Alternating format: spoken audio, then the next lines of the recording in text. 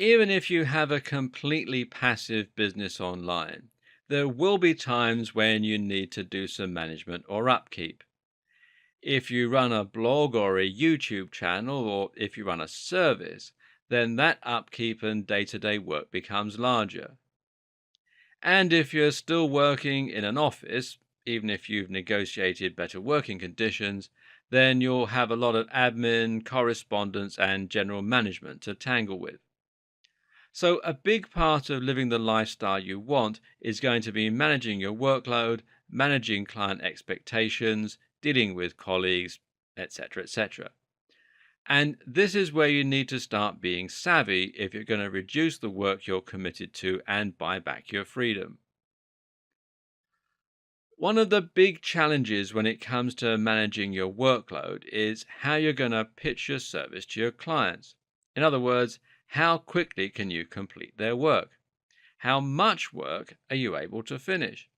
And this is important because the phrasing you use will dictate how free you are. Now, let's say you're a writer and you promise to complete 8,000 words a day for your client. This now means you have to work until you finish that workload.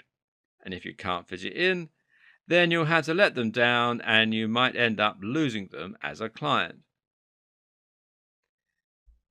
How might you deal with this better? Well, one option is to say you'll provide a TAT for each piece of work as and when you receive the order. Another option is to say you'll finish X amount by the end of the week and then manage how you're going to complete those orders. Another thing to think hard about is specifically which clients you want to work with. And this is something that Tim Ferriss talks a lot about in his book. He describes the 80-20 principle that dictates that in most work, you tend to get 80% of your yield from 20% of the work. In terms of working for clients, this suggests that 80% of your profits will come from 20% of your clients, in which case it makes sense to do some culling. It also makes sense to try and remove all the clients that are particularly difficult. You need to think about the people you work for in terms of their communication overhead. What you'll find is that some clients make everything more difficult by constantly sending emails, asking questions, and demanding Skype meetings. Others will make life easy by paying on time, communicating briefly but efficiently, and generally just trying to help you both get as much work done as possible. Avoid time wasters and definitely avoid working with wantrepreneurs who would rather feel important than do actual work. I have a policy that if a new client requires a Skype meeting, then they're probably not for me.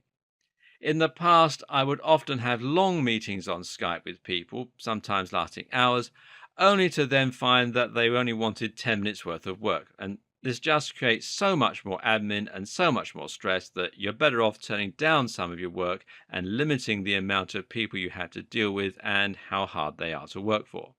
The same kinds of principles can apply in the office too. If you have any say in the matter, then try to reduce the number of meetings you take part in to an absolute minimum. If you could convey the same information in an email chain, then do. Tim Ferriss again gives some pointers here. One of his pointers is to only check email at set points throughout the day and to set up autoresponders to inform people of that fact. Make sure that you provide an emergency number, but also make sure that you really make clear that this number is intended only for emergencies. This way, people can get in touch if they absolutely have to, so you aren't worrying, but most people won't bother you.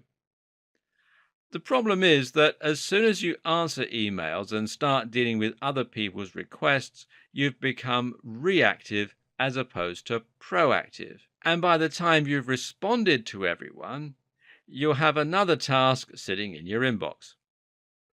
Another tip: when answering the phone, begin your conversation by saying you don't have much time. This allows you to get to the point quickly without being rude. They might offer to call back at a more convenient time, but you need to squash this idea and encourage them to talk right now, but quickly.